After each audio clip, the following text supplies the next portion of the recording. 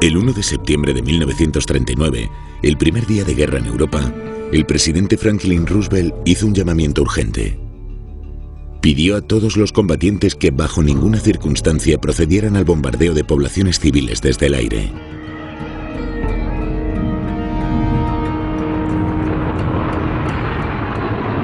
Cuando Hitler fue derrotado 6 años después, las bombas de los aliados habían matado a unos 800.000 civiles. Y tanto las ciudades enemigas como los ideales iniciales de Estados Unidos yacían en ruinas. El bombardeo de Alemania.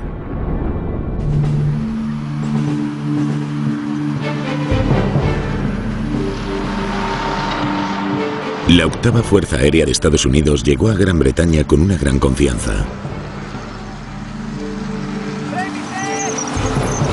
Los norteamericanos creyeron que la potencia aérea había revolucionado la guerra moderna y que su nueva flota de bombarderos, pilotada por tripulaciones estadounidenses bien entrenadas, resultaría decisiva contra los hasta entonces imparables nazis.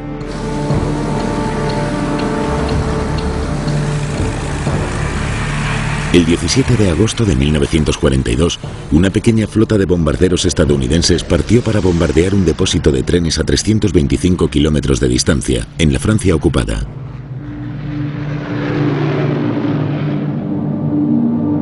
Fue la primera prueba de la estrategia norteamericana de bombardeo en Europa, centrada con precisión en objetivos industriales y militares y evitando las poblaciones civiles. Los bombarderos especialmente diseñados poseían fortalezas volantes B-17, armadas de ametralladoras. Los norteamericanos volaban a la luz del día a pesar de los riesgos para permitir a los bombarderos, equipados con miras de alta tecnología, apuntar con una precisión sin precedentes. El depósito de trenes quedó gravemente dañado.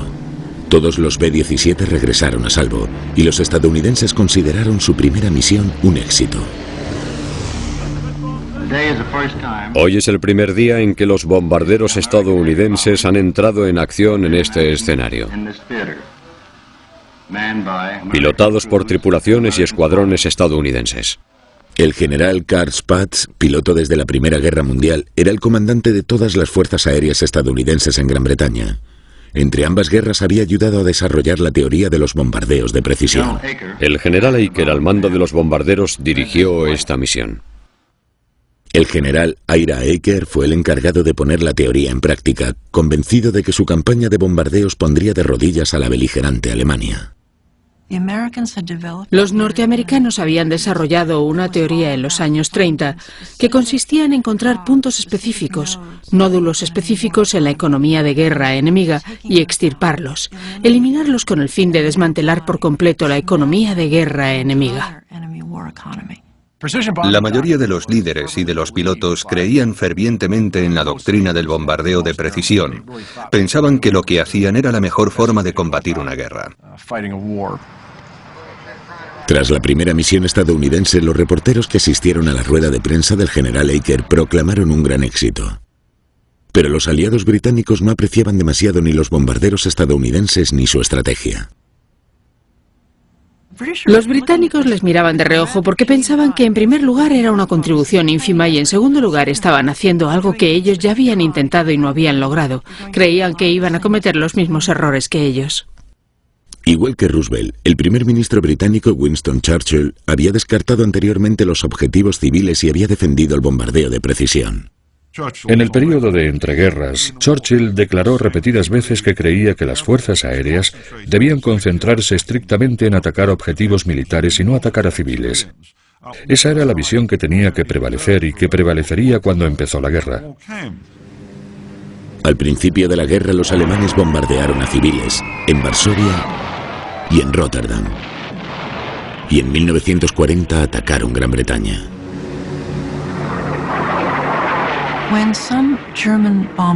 Cuando algunos bombarderos alemanes se salieron de su trayectoria una noche de finales de agosto de 1940 y atacaron una parte de Londres, Churchill aprovechó la oportunidad para contraatacar Berlín. Hitler se enfadó tanto que reaccionó bombardeando Londres. Y la guerra entró en una nueva fase. Se pasó a bombardear ciudades, a atacar ciudades y a atacar a civiles. La intención estratégica del ataque contra Londres era destruir instalaciones militares y el estuario. Pero al leer el diario de Joseph Goebbels, se ve que no escribió «Mierda». Las bombas se descarriaron y alcanzaron a civiles. No, se alegró mucho. Hitler le dijo que bombardease el estuario, pero las bombas cayeron en la ciudad. Y Goebbels aplaudió y se dijo, muy bien, lo convertiremos en un infierno. Así que la bomba enseñó al bombardero el camino a seguir.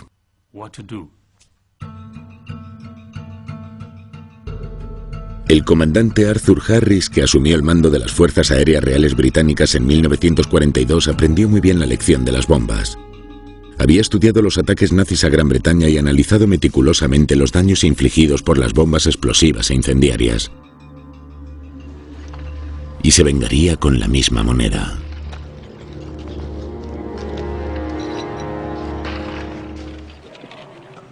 Al principio, la Fuerza Aérea Real había intentado bombardear objetivos militares alemanes durante el día, hasta que las pérdidas insostenibles y los pobres resultados les obligaron a cambiar.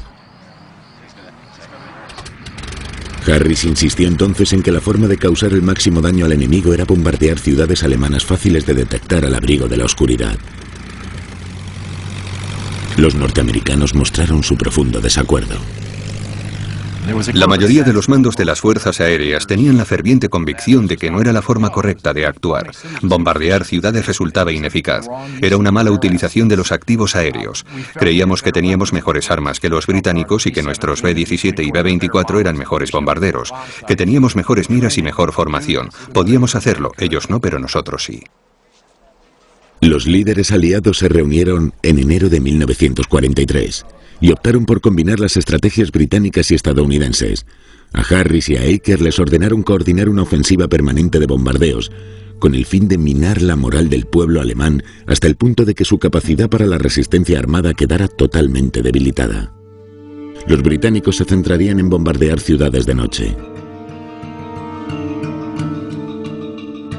Los estadounidenses harían todo lo posible por lograr la destrucción progresiva del ejército, la industria y el sistema económico alemán, bombardeando durante el día. Ambas fuerzas centraron su objetivo en Hamburgo, un centro naviero a orillas del Elba. A los norteamericanos les interesaba porque querían atacar los elementos de la economía de guerra alemana situados en Hamburgo, y a los británicos les interesaba porque querían destruir la ciudad. Había otra razón por la que escogieron Hamburgo. La escogieron porque estaba cerca. Solo había que cruzar el Mar del Norte. No solo era un objetivo muy importante, sino también muy cómodo.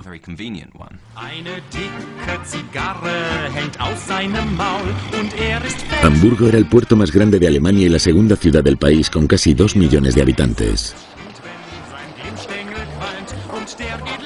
Ralph Giordano era uno de ellos.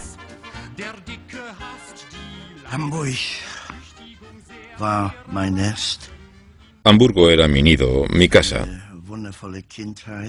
Tuve una infancia despreocupada y maravillosa y un profundo sentimiento de pertenencia a la ciudad hasta que cumplí 10 años y Hitler asumió el poder. Recuerdo que Hitler vino a Hamburgo para la botadura de un buque de guerra en los astilleros Blom and Voss. Yo no estaba en primera fila, pero recuerdo claramente el júbilo de la gente.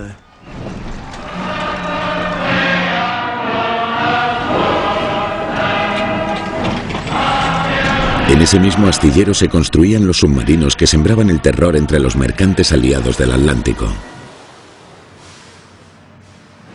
Y muy cerca se encontraban importantes centros de la industria aeronáutica alemana.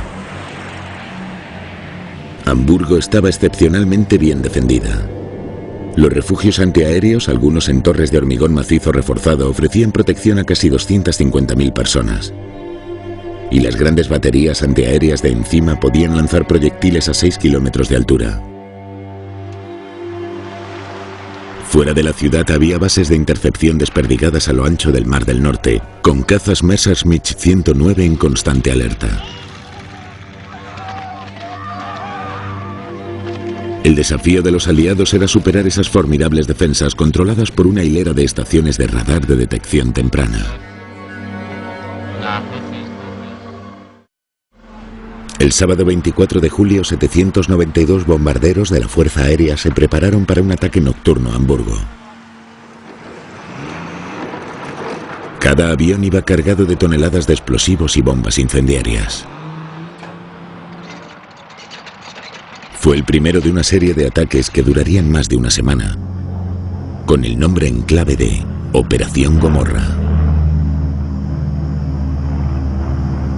Fue una operación enormemente complicada. Coordinar 700 u 800 bombarderos en el cielo sin que hubiera colisiones. Despegaron uno a uno de los aeródromos dispersos por la costa de Gran Bretaña y se reunieron gradualmente sobre el Mar del Norte hasta formar una gran flota de bombarderos. Esa noche fue la primera vez que emplearon una nueva arma secreta. El ingeniero de vuelo lanzaba tiras de papel de aluminio y cada una de ellas aparecía como un punto diferenciado en los radares alemanes. Las defensas alemanas quedaron invalidadas.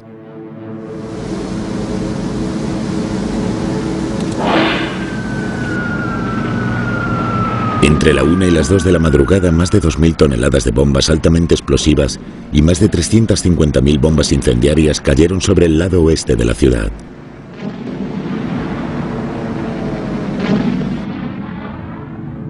Ralph Giordano estaba dentro de un refugio. La gente parecía paralizada. Nadie se movía. Todo el mundo pensaba que el final llegaría en cualquier momento. Las bombas pasaban silbando.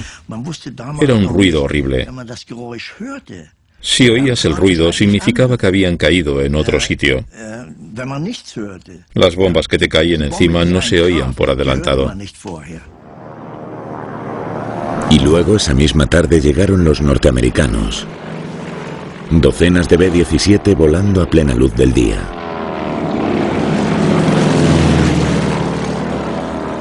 Una vez en el aire, la flota se agrupaba en formaciones de caja para defenderse contra los cazas enemigos. Harry Crosby, que acababa de terminar la universidad en Iowa, era copiloto. Lo que más costaba era que fuesen todos en orden. Cuando volábamos, todos tenían que seguir al tripulante que iba a la cabeza, que era yo. Y si no acertábamos en el objetivo, se desperdiciaba el trabajo de 1 millón de estadounidenses. Los norteamericanos tenían una labor mucho más complicada que los británicos. Para empezar, no bombardeaban en la oscuridad y no disponían de la ventaja de ese nuevo aparato que bloqueaba al radar. En cuanto se acercaban al espacio aéreo alemán, los cazas alemanes se le echaban encima. Los cazas nazis causaron grandes daños, pero se alejaron cuando los bombarderos se acercaron a la ciudad. Entonces los norteamericanos se enfrentaron a una amenaza aún más temible: las gigantescas baterías antiaéreas que les disparaban desde abajo. Cuando la gente te disparaba, tendrías que poder esquivarla, pero no podías.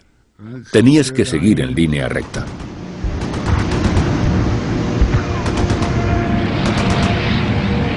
Cuando llegaron a Hamburgo, la ciudad entera estaba cubierta de humo. No podían ver nada, ni mucho menos los objetivos. Entonces, casi milagrosamente, se abrió un hueco y pudieron ver los astilleros de Blohm & Voss.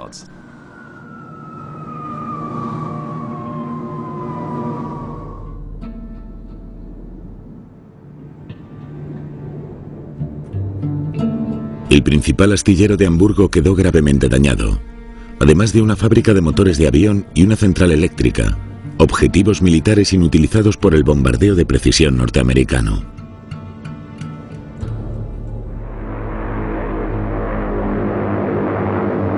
La cuarta noche, la RAF regresó con más bombas incendiarias. Uno de los pilotos era Bill McCree, de 22 años. Fue el gran ataque, una tormenta de fuego. Se veían los incendios a 1 hora de vuelo de Hamburgo. Cuando nos acercamos vimos una torre, un pilar de humo que se elevaba a más de 6.000 metros.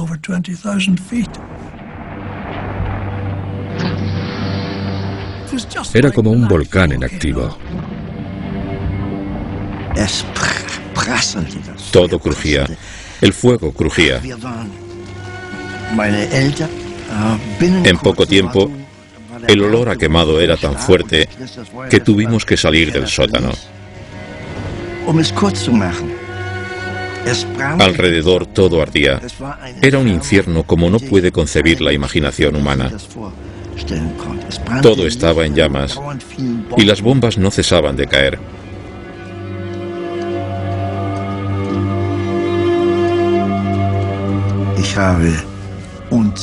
Vi incontables personas muertas, calcinadas.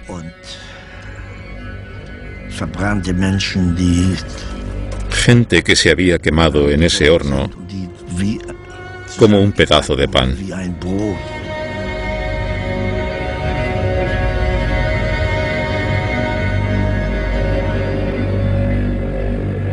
Cuando por fin terminó la operación Gomorra, se habían producido 4 ataques británicos a la ciudad y 2 ataques norteamericanos al puerto. Habían muerto 45.000 personas. Más de la mitad de la ciudad quedó destruida. A consecuencia de la tormenta de fuego, casi 1 millón de refugiados huyeron de Hamburgo y se llevaron con ellos las historias de terror que habían presenciado. En Alemania se desató un pánico como nunca se había experimentado antes. El pánico se extendió a los escalones más altos del Tercer Reich. Hitler se negó a visitar la ciudad devastada y envió en su lugar a Hermann Göring, jefe de la Luftwaffe. El ministro a cargo del armamento advirtió que una serie de ataques aliados similares pararía en seco la producción de guerra alemana. Hubo muchos que creyeron que se obligaría a los alemanes a capitular. Al menos las autoridades británicas pensaban que ese podría ser el caso. Y se produjo un aluvión de comunicados que sugerían que la guerra podía acabar incluso antes de Navidad. La guerra no acabó antes de Navidad, ni mucho menos. Tras los ataques a Hamburgo, los comandantes estadounidense y británico se mantuvieron firmes en sus profundamente divergentes estrategias. El general estadounidense Ira Eaker continuó los ataques precisos sobre objetivos industriales. El comandante británico Harris defendió el ataque a las ciudades. Y la ciudad en la que se centró era el símbolo del poder nazi: Berlín.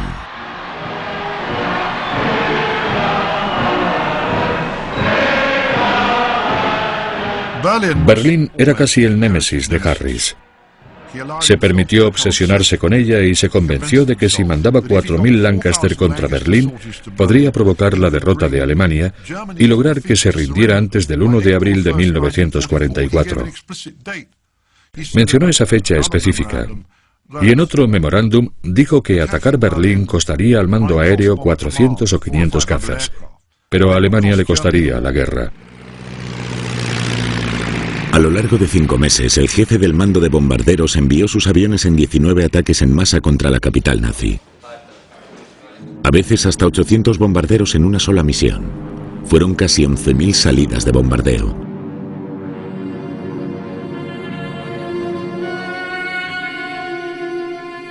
En la ciudad murieron más de 10.000 civiles. Y cientos de miles se quedaron sin hogar. Se infligió todo ese dolor a Berlín con la esperanza de que los alemanes se sublevasen contra Hitler.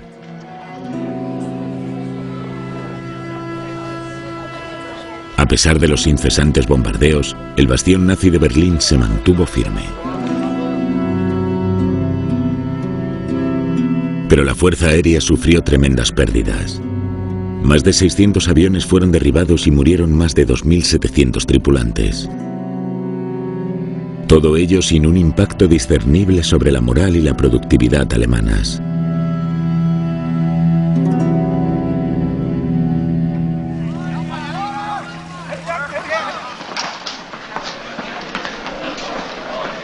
medio de la campaña de bombardeo de las ciudades de Harris, los pilotos norteamericanos se estuvieron preparando para una importante prueba de su propia estrategia.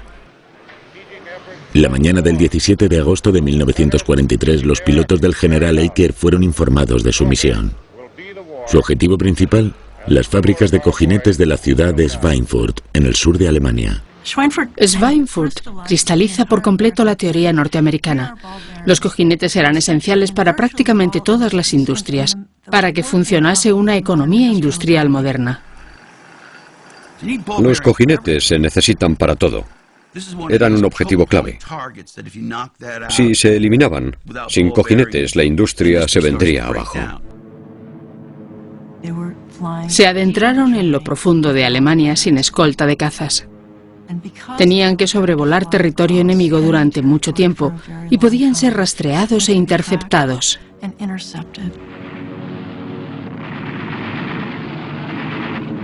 Cientos de cazas de la Luftwaffe practicaron el tiro al blanco con los B-17 sin escolta.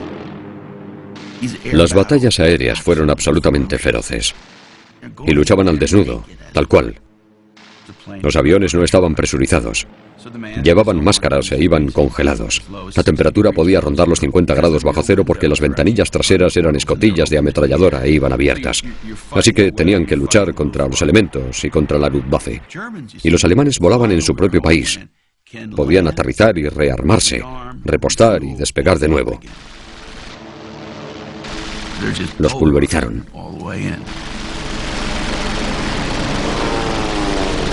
Y las tripulaciones que atravesaban la barrera de cazas seguían corriendo un grave riesgo. Para bombardear con precisión tenían que acercarse al objetivo volando en línea recta entre el intenso fuego enemigo. Y no podían escapar hasta que habían lanzado su carga.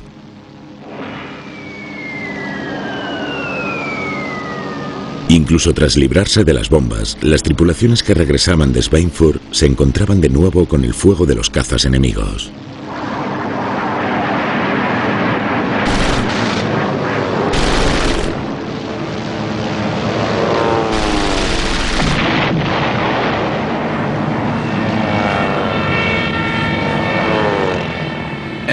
Fue una catástrofe.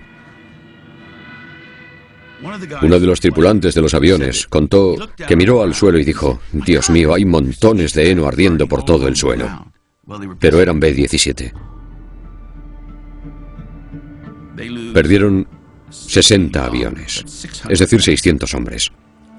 Fue la mayor cantidad de norteamericanos perdidos en una sola misión hasta ese momento de la guerra.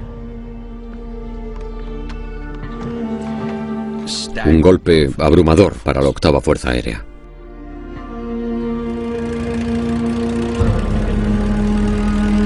A pesar de las pérdidas, Eicke envió a sus hombres a la misma y peligrosa misión 2 meses después.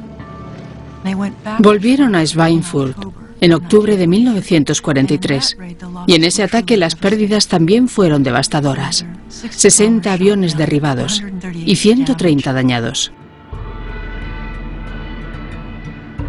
Es un nivel de pérdidas que no se puede sostener durante ningún periodo de tiempo para continuar con una ofensiva. Murió el 77% de los tripulantes que volaron en los primeros meses. Había una posibilidad entre 4 de sobrevivir. Siempre que salían y volvían, faltaba parte de la tripulación o parte del avión. Fue muy duro para esos chavales. Tenía miedo, pero tenía que hacerlo. Lo peor era levantarse el día siguiente y volver a hacerlo. Las tripulaciones volvían a casa y veían literas vacías donde la noche antes habían dormido sus compañeros y amigos. Pero ya no estaban allí. Podían estar vivos en un campo de concentración o muertos, pero ya no estaban allí. Empezaron a sentirse como cobayas en un experimento que no estaba funcionando. Ninguna fuerza aérea puede sobrevivir con un 20% de pérdidas en cada misión. Había una sensación creciente de fatalismo y perdición, que no iban a poder ganar la guerra con ese armamento aéreo, que cada vez resultaba más costoso y peligroso.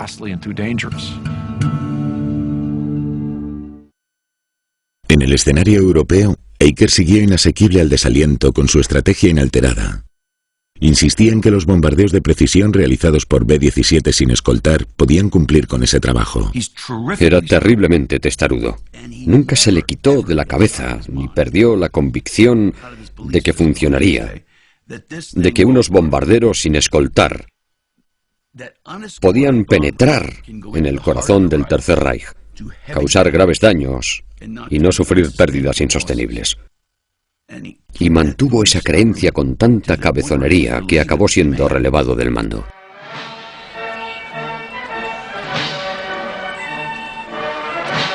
En enero de 1944, Eaker fue reemplazado por un legendario piloto, Jimmy Doolittle. General Spaatz, distinguidos invitados, el esfuerzo estratégico tiene que proseguir, y cuanto mejor se lleve a cabo el esfuerzo estratégico aéreo, más corta será la guerra y menos chicos nuestros morirán. Jimmy Doolittle era un líder de combate carismático, el primero que bombardeó Tokio, el primero que bombardeó Roma y Berlín. Pilotaba su propio caza con el que volaba por encima de la 8ª Fuerza Aérea. Era una figura legendaria.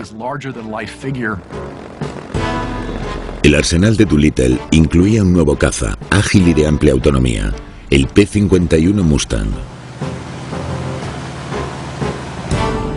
Entonces, por primera vez, los bombarderos pudieron volar protegidos al interior de Alemania y regresar.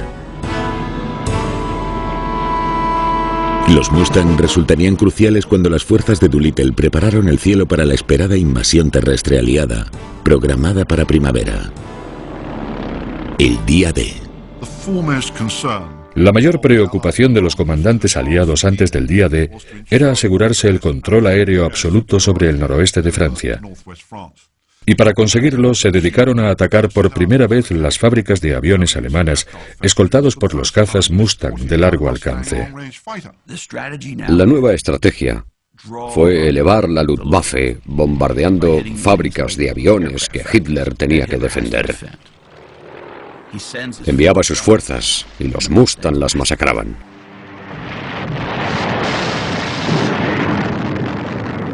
Además, cuando regresaban de las misiones, podían volar bajo y atacar los aeródromos alemanes, destruyendo aviones alemanes en tierra. Para los norteamericanos, el resultado fue un cambio dramático desde los desastres de Schweinfurt. La 8ª Fuerza Aérea destruyó docenas de aviones enemigos en marzo de 1944.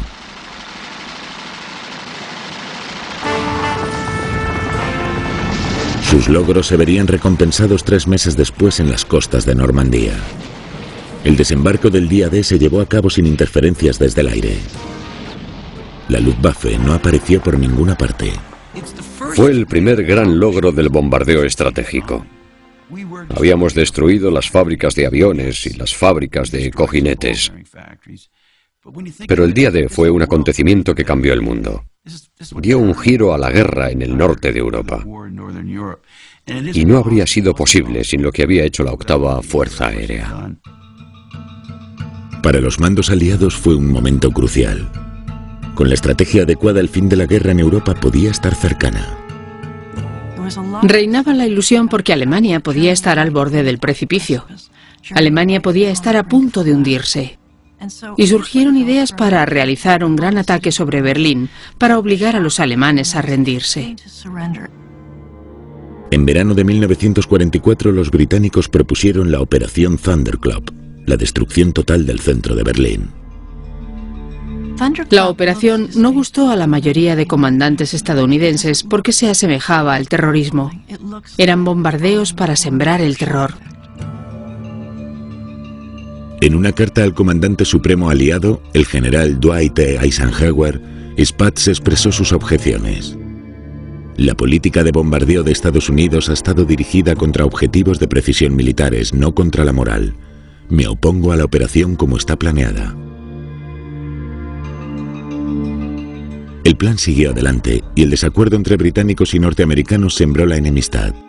Pero Eisenhower dejó claro que las fuerzas aéreas estadounidenses deberían estar preparadas para participar en cualquier cosa que supusiera una promesa real de acabar la guerra con rapidez. En otoño de 1944, los estrategas estadounidenses intentaron acelerar el colapso de Alemania, bombardeando objetivos identificados por la inteligencia aliada como los más críticos en esa fase de la guerra.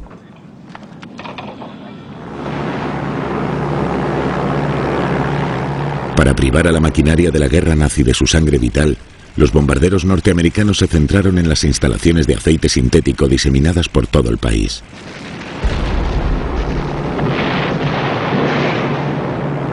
Para hundir la renqueante economía nazi, atacaron las grandes estaciones de clasificación de trenes. Los alemanes formaban trenes gigantescos con miles de vagones en unos sitios que llamaban estaciones de clasificación. Así que en esas estaciones de clasificación de trenes centrales se concentraba un inmenso poder económico. Había que atacarlas, pero estaban dentro o cerca de ciudades. Las estaciones de clasificación a menudo se encontraban junto a las casas de los trabajadores. Cuando la visibilidad era escasa, los estadounidenses tenían que fiarse de su primitivo radar, conocido como H-2X, y era inevitable que hubiera víctimas civiles. El H-2X no permitía realizar bombardeos de precisión. Valía para localizar una zona y bombardearla, pero eso era todo. Solo tenían una noción de dónde podía estar el objetivo. Tenían que bombardearlo o no, y decidían bombardearlo. Nunca se plantearon dejar de bombardear. Y se convirtió en un dilema moral, porque al seguir bombardeando así acabaron afectando a un montón de objetivos civiles, viviendas, y causaron muchos daños colaterales. Cada vez se acercaban más al concepto británico de bombardeo de una zona. Las bombas aliadas se cobraron un alto precio, pero los alemanes se negaron a rendirse. A finales de 1944, las esperanzas de acabar la guerra con rapidez habían sido reemplazadas por una humeante frustración. La resistencia nazi había impedido que las tropas aliadas entrasen en Alemania. Y los rusos seguían empantanados en la Polonia ocupada por los nazis. El ejército alemán, totalmente diezmado, seguía siendo un enemigo formidable. La Deutsche Wehrmacht era la fuerza de combate más terrible, implacable y motivada que se ha visto jamás en un campo de batalla. La Wehrmacht había lanzado una enorme e inesperada contraofensiva, la batalla del Bulge, que costó a los estadounidenses más vidas que cualquier otro combate de la guerra. Había lanzado sus propias armas de terror aéreo, los cohetes V-1 y V-2, que habían sembrado la destrucción en Londres. Habían sorprendido a las fuerzas aéreas aliadas con la repentina aparición del primer caza a propulsión del mundo, el Messerschmitt 262. Y se temía que Hitler pudiera dar una sorpresa más, tal vez lo bastante grande como para alterar el curso de la guerra. Había un gran pesimismo que se expandía por el alto mando aliado. Empezaron a pensar que la guerra se alargaría durante el verano hasta el otoño de 1945. Era una perspectiva aterradora. Tenían que centrarse en Japón, pero necesitaban acabar primero con los alemanes. No comprendían al enemigo. El enemigo estaba derrotado, pero no se rendía. Existía una gran presión por parte del alto mando para acabar la guerra en Europa. Incluso Roosevelt, que había renegado públicamente de los bombardeos a civiles, ya estaba dispuesto a aceptar los bombardeos aéreos en masa. Los estrategas aliados, en ese momento crucial de diciembre de 1944 y enero de 1945, miraron alrededor y se preguntaron qué instrumentos tenían para acabar con la guerra. Y se dieron cuenta de que para que acabase la guerra, la ofensiva invernal soviética tenía que efectuar algún avance. Ese enero, con el respaldo de Eisenhower, Spaatz revivió la Operación Thunderclap, el ataque con todos los medios a la moral alemana, al que hasta entonces se había opuesto vehementemente. Esa vez incluiría ataques a los nudos de transporte de Leipzig y Dresden, para presionar a las defensas alemanas en el frente ruso. Pero la pieza central de la operación sería un enorme ataque aéreo sobre Berlín, tras años siguiendo la estrategia contraria en Europa. A Doolittle le dijeron que tenía que bombardear Berlín. Fue como si le hubieran hablado en otro idioma y se ofendió. No le gustó la idea de la designación de una ciudad entera como objetivo. Protestó a Spaatz y le dijo que ellos no hacían eso, que solo atacaban objetivos específicos dentro de ciudades. Podían atacar ciudades, pero solo para buscar estaciones de tren, fábricas o sitios específicos dentro de las ciudades. Y Spaatz le dijo que no, que en este ataque tenían que bombardear el centro de Berlín. Era un ataque contra el centro de Berlín. Doolittle envió un comunicado de indignación a su superior. El ataque a Berlín, escribió a Spaatz, violaría el principio básico del bombardeo de precisión de objetivos de estricta importancia militar. Spaatz no se conmovió. La operación Thunderclap, el ataque masivo a Berlín, se llevaría a cabo como estaba previsto. La operación Thunderclap fue importante porque marcó el punto en que las fuerzas aéreas estadounidenses reconocieron que iban a destruir una ciudad. Eso fue lo que inquietó tanto a Doolittle. Declaró que nos estábamos alejando por completo de lo que nos hacía distintos, únicos y más humanos. Pero aún así lo hizo. Cumplió las órdenes y lo hizo. Y no se puede discutir que una vez que se ha hecho, cuesta mucho menos repetirlo. El 3 de febrero de 1945, las tripulaciones de 1003 bombarderos fueron informadas de la mayor misión aérea estadounidense de la guerra, el ataque a Berlín, una ciudad con 3 millones de habitantes. Sam Halpert era copiloto del Grupo 91 de bombarderos. Nos informaron que iríamos a Berlín. Nos enseñaron el mapa del norte de Europa con un lazo que lo cruzaba. Esa era nuestra ruta. Aunque el objetivo designado por Spaatz era la ciudad de Berlín, Doolittle hizo lo posible por dar a sus tripulaciones objetivos con evidente valor militar: estaciones de tren, estaciones de clasificación y el Ministerio del Aire de Goering, cerca del búnker fortificado de Hitler.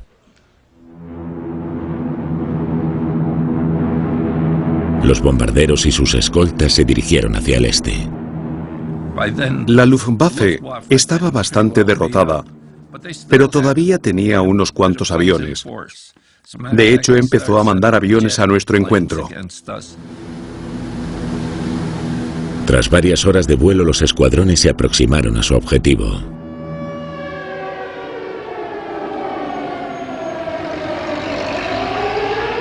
Horst Sinske, de 15 años, aprendiz en una fábrica de piezas de avión, estudió el cielo sobre Berlín.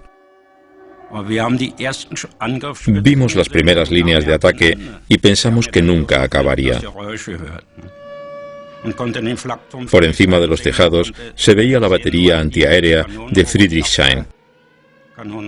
Cuando apuntaba hacia arriba, sabíamos que el ataque ocurriría en unos 30 o 40 minutos.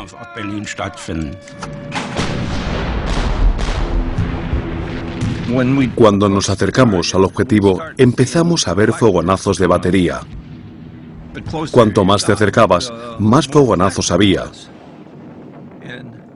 Los pilotos tenían que ignorarlos y dirigirse directo a ellos, cuando su instinto les decía que dieran la vuelta y salieran de allí lo antes posible.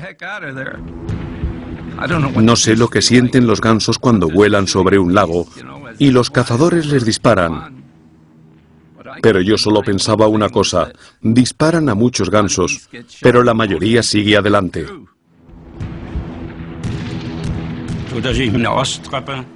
Cuando oí las baterías antiaéreas, decidí correr. Sabía que una vez que empezase el ataque, ya no abrirían las puertas del refugio. Lo sabía. Y cuando llegué a las puertas, estaban cerradas. Corrí hasta una casa cercana y me dejaron entrar.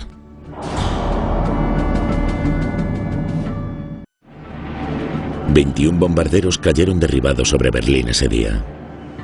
Pero eran solo una fracción diminuta de la enorme flota norteamericana que sembró la devastación desde el cielo.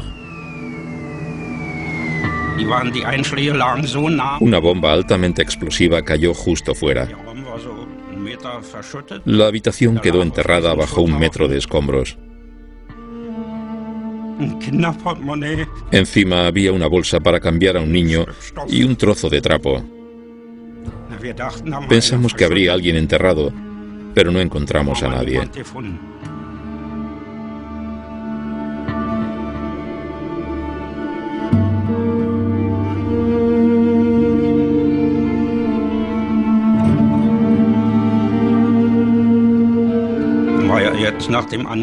La ciudad quedó en silencio bajo los ataques.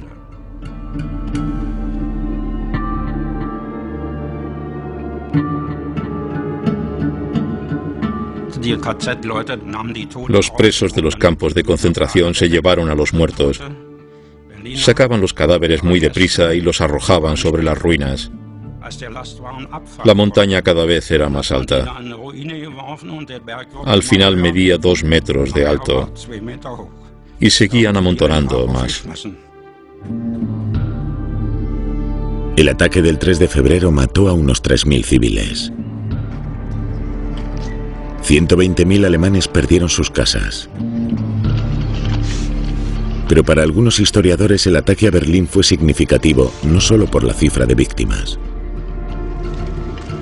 Con ese ataque, la 8ª Fuerza Aérea Norteamericana traspasó un umbral moral. Ese umbral moral marcaba que no bombardearían a civiles deliberadamente. Normalmente, la división moral para los historiadores es el ataque a Tokio, que tuvo lugar al mes siguiente, que calcinó la ciudad y mató a casi 100.000 personas. Pero yo creo que una vez que cruzamos el umbral moral en Berlín, todo lo demás, incluida la bomba atómica, resultó más fácil.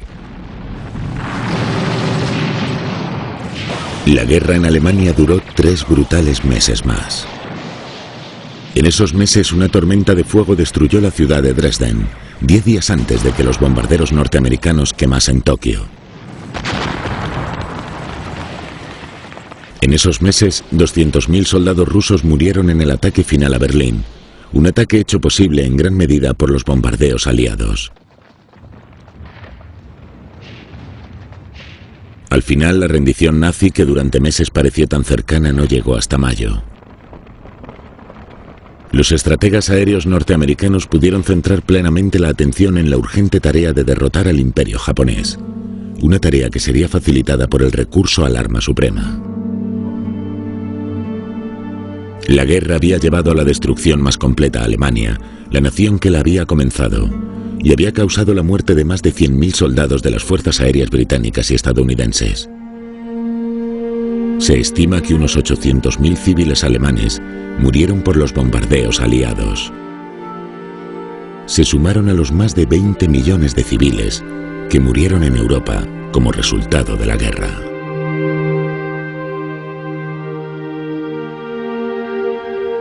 Cuando las democracias van a la guerra y se ven inmersas en una guerra, tienen que tomar una serie de decisiones morales que a veces resultan extremadamente difíciles y dolorosas. Luchar contra la Alemania nazi al final significó luchar con todos los medios, recurriendo a todos los recursos disponibles. Pero para derrotar a ese enemigo, tuvimos que tomar decisiones en ciertos aspectos lamentables.